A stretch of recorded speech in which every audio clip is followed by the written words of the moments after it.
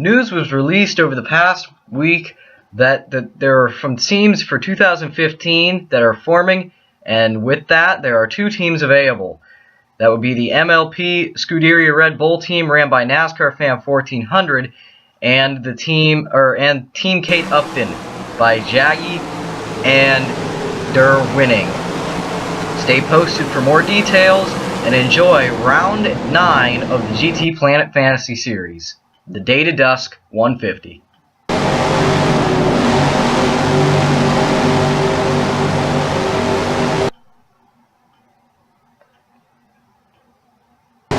Welcome to the GT Planet Fantasy Series, live from Kentucky. The Day to Dusk 150. The pace car rolls off and the green flag waves. GT Racer 98 and Project What lead us to the green flag. Project What?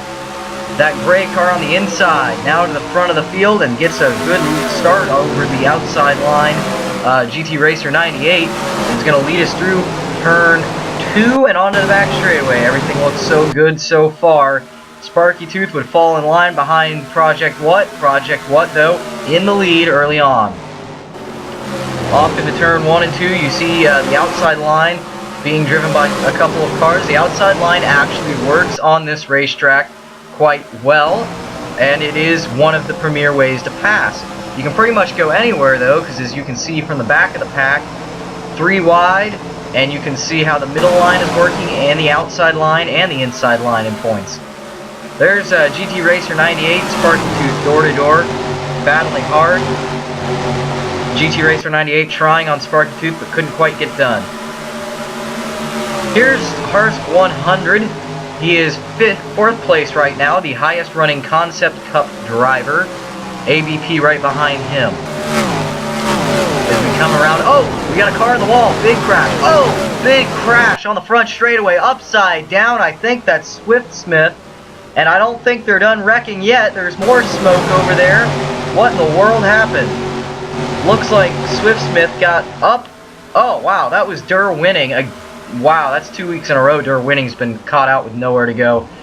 You see HC driver, or Niku driver HC there getting sideways, looking with NASCAR fan. Looks like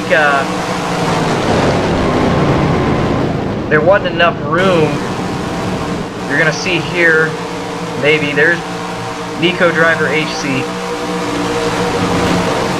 Mr. Unknown and Swift Smith were battling for the same spot, and one of them slid up into the other, and at the end of it, it ended up causing both of them to hit the wall very hard. There you see Swift Smith moved up in front of Mr. Unknown, and that is a big hit. On board with Mr. Unknown now. Yeah, that was just a racing deal gone wrong. Swift Smith didn't know that the 7 car was getting such a run on the outside, and thought he could merge up to the outside, and wow, you see how close that came to being a big crash, and it still was a big crash, but everybody walked away or drove away from the incident, which is good. But yeah, Swift Smith just had nowhere, or thought he was clear, and there was such a run from the number 7 car. The closure rate was so fast, there wasn't enough time for Swift Smith to turn the car the other direction, and see, this is the end result, a big crash. What I'm more shocked about is how this was only a 6 or 7 car crash. When you see how many cars flew into this, it really should have been a big crash. Not a lot of cars involved, thankfully. That means that a lot of cars are still running. Green flag came back out, and that is the number 69 of Project What, still leading every lap so far in the race. Sparky Tooth and GT Racer 98 right behind that. It's Harsk 100. Here's GT Racer 98 on the outside line trying to make a move, and there's the outside line working.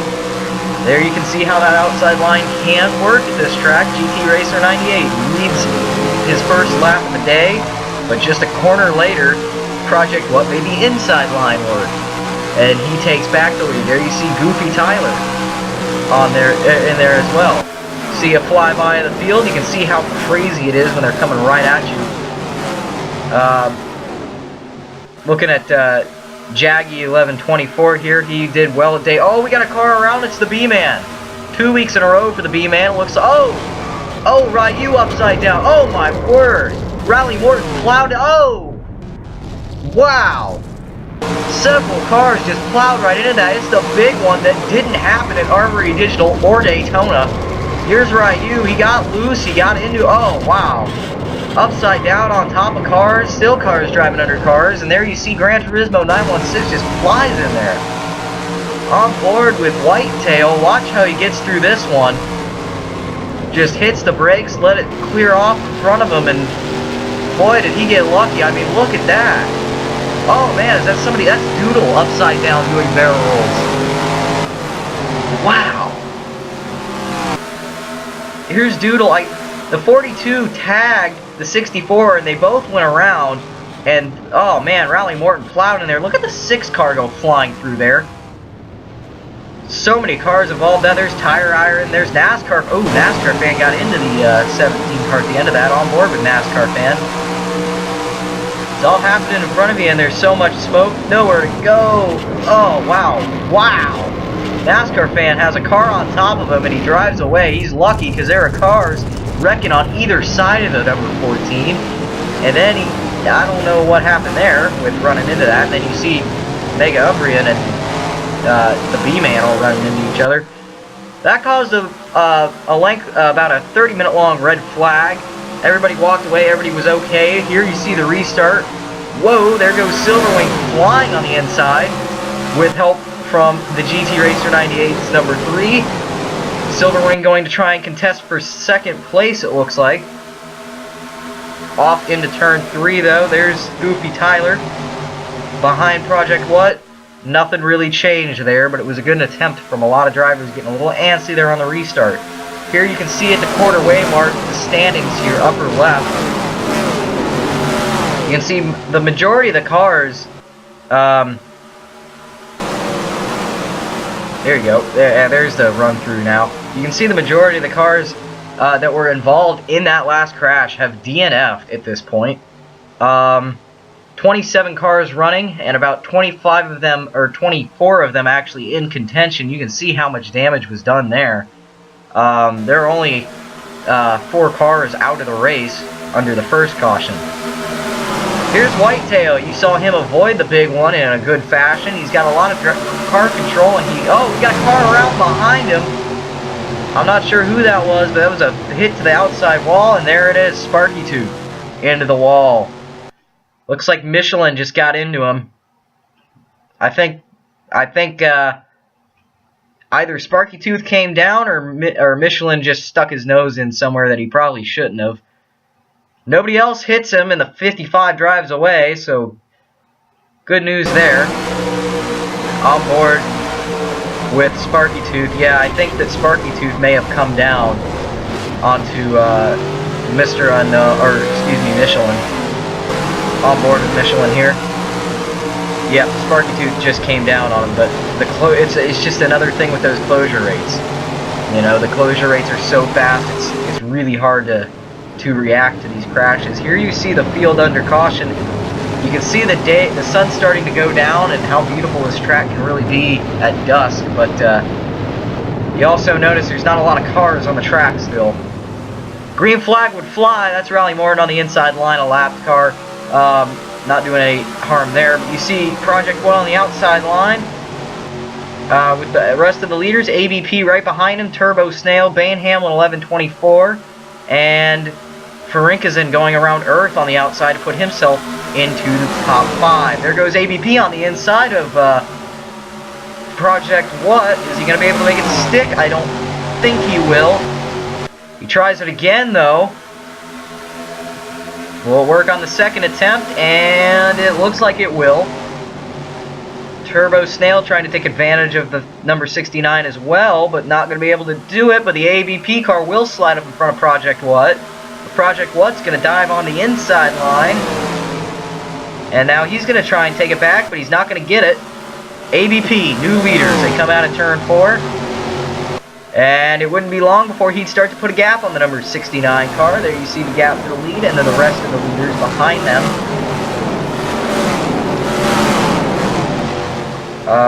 Only 2 cars in the Concept Cup. There you see halfway. There's the run through at the halfway mark. Only 2 cars from the Concept Cup are still in the race out of the 5 that started. and it would be Whitetail and Harsk in that order. Whitetail with a considerable amount of positions over Harsk. As you see the rest of the field run through there. On board with Project What as he's trying to get around the number 4 and try and chase down the 18 car. However, things for that looking a bit grimmer as the 4 car does not want to give up that position. Here's Harsk, 100, and you see as we cycle through, there's the 9 of Whitetail. That's how many cars separate those two in the Concept Cup. Remember though, Whitetail ended up being the highest placed Concept Cup driver, so he's already leading that championship, and Harsk finished dead last in the actual race and only scored 2 points. So that's a big deficit, even though it's a couple of cars. Here's ABP on lap 66. He's got a lead, and it's starting to wither away, because here comes the number 97 of Turbo Snail with a run. He's trying to get up there. Turbo Snail has not really been anywhere toward the front at the end of these races, but here we are in the later half of the race, and he's going on the inside of ABP. I don't know if he's going to be able to make that stick or not on the inside of the 18, and I don't know. ABP still has to run on the outside. Here we are on board with Whitetail, and you see Goofy Tyler dropping the pit lane. We got a car around here, it looks like. Caution is out, and oh boy! Oh no! Whitetail just drove right into the back of Silverwing. What happened there? Oh man, Silverwing gets some airtime. That is another big crash. Quiet Girl barely made it through, but what happened to Bane Hamlin and Silverwing? Wow, that was a big hit. On board with Silverwing here, and it looks exactly like what happened with Swift Smith and Mr. Unknown. But Silverwing gets below the yellow line. He's off the track. And I think what happened here, rookie mistake by Whitetail. He saw the smoke, and he decided that it would probably be best, as you see the cycle through the field with 25 or so to go. Whitetail thought that it would be the best idea to go below the wreck because the smoke was on the high side, but the cars go down and they will get off the racetrack, and there's all through the smoke you can't see. Huge hit for Silverwing and Whitetail, but both of them were okay and got out under their own power. Green flag back out now. BK Glover, a lap car. There goes Goofy Tyler. You saw he dropped into the pit lane. By the time pit stops all cycled out, he ended up in first because he already made his pit stop. So here's Goofy Tyler. You see ABP get held up by BK Glover, who won 2 weeks ago. BK Glover. There's Ferinkisen. He gets around ABP. Now he's going to try and chase down the number 19 of Goofy Tyler. Ferenkisen's won 2 races this season. He probably knows how to work. He knows how to work these racetracks. He's won at these types of tracks. Now he's going to be working on the number 19. We're on board with Jaggy as he's trying to hunt down these 2 as well. Remember, Jaggy was 3rd. As you see Ferinkisen trying to challenge, Jaggy was 3rd with a couple laps to go last week at Daytona. Here you see, or last race. There you see Ferinkisen get past, just barely on the outside by the number 24 of Jaggy. Jaggy now trying to hunt down the number 19. Savvy put to an abrupt halt because you see the 54 nearly turned the 24 car around, but go on his inside into turn 1 on lap 86. He would get the spot. Ferinkisen trying. And off the corner, just not quite that time. However, you throw Turbo Snail into this mix now, and you got a 3-car battle for 2nd place. Well, as you can imagine, with this going on, Goofy Tyler is just driving away and building his gap. And here you see Goofy Tyler gets around the 54 Ferinkisen. Then he tries to get around the 24 of Jaggy. Is he gonna get there? Looks like he's gonna get it. Well, it's still neck and neck into turn 3. And no, Jaggy powers back on the outside. Jaggy definitely making the outside line work a lot better than a lot of the other drivers. And you can see how that works as he gets a huge run on Goofy Tyler's number 19. And to the inside for Jaggy, it's not going to work on the inside. However, he is still keeping up. He nearly slides up and into him. Here comes Farinkazin on the outside with a full head of steam, coming to 10 to go. Farinkazin gets around him, coming to 10 to go. Sorry, that was 11 to go. Farinkazin does get around the 19 car now, and now the 19 of Goofy Tyler stuck on the outside, but Jaggy can't get around him, so he's going to file back into second. Put Farinkazin in the lead. Here comes Goofy Tyler challenging Farinkazin on lap 92. Going into lap 93, down into turn 1. There's Farinkazin. He gets passed by Goofy Tyler. Tyler into the lead through turn 2 and onto the backstretch. Goofy Tyler still leading, coming to 5 laps to go, but here comes Farinkazin on the inside. Lap traffic. Rowdy Morton in the way, holding up both cars now. Now they're going to try and split him 3 wide, but Goofy Tyler can't go any higher than he is. Now he's held up, and that's going to give Farinkazin a lead.